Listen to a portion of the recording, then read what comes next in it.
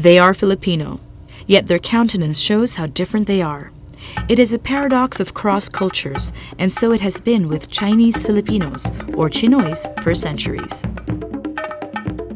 A special museum in Intramuros seeks to clear the picture, the Bahay Tsinoy. Established in 1999 and housed in the Kaisa Angelo King Heritage Center, Bahay Tsinoy aims to portray the Chinese in Philippine life. Visitors can learn as much when they go through the various parts of the museum, depicting the Chinese in various guises. First, there's the Chinese in his most traditional role, as trader. Long before the arrival of the first Western colonizer, pre-Hispanic Filipinos and Chinese traders already had years of fruitful business dealings. They had bartered swallow nests for silk, mother of pearl for porcelain bowls and plates, and ornaments with tortoise shells for farm implements. The museum displays some of these ancient goods, with many of them in fine condition and ready to be admired. The next section, though, presents a radical shift. Here, the Chinese trader had become the persecuted outsider. Spanish colonization had not only brought sharp-nosed peninsulares to the Philippines, but also a greater number of Chinese immigrants. Called Sanglis by the Spaniards, they had served as the backbone of the colonial economy. But their fast-growing population alarmed the colonizers, who forced them to settle in a ghetto, called the Parian, outside the walled city of ancient Manila.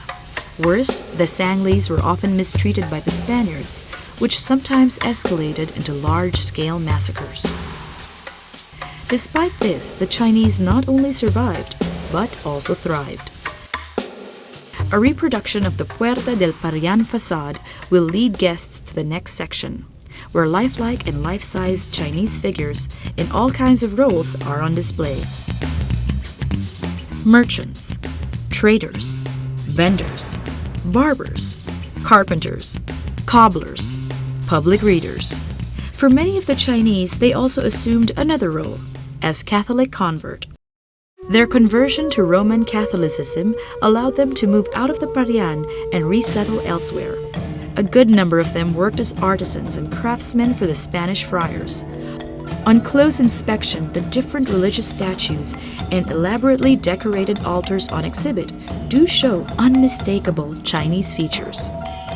A lot of these Christianized Chinese married Filipinos and relocated to better neighborhoods like Binondo, Santa Cruz, and Tondo.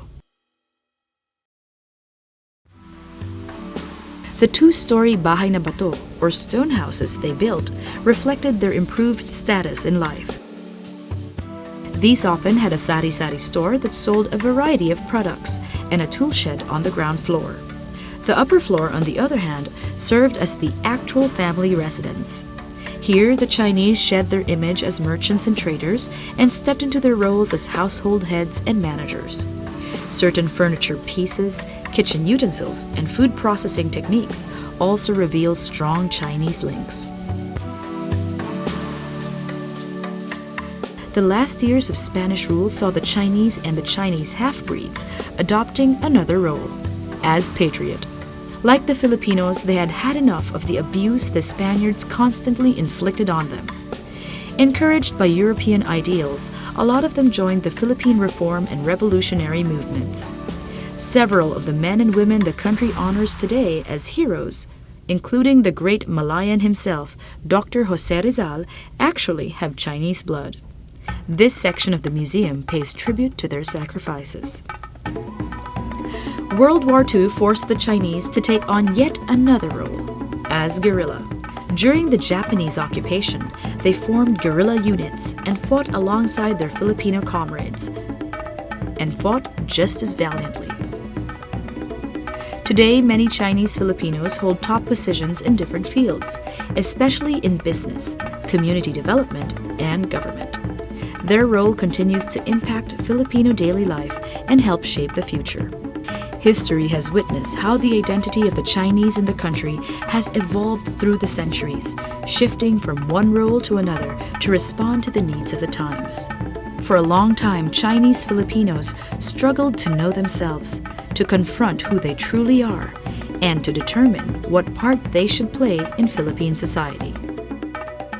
This museum, which features the many faces of the Chinese in the Philippines, cherishes a particular identity over and above all that it has taken on through the years. It is an identity Tsinoys have more than earned. It is an identity that they proudly assert.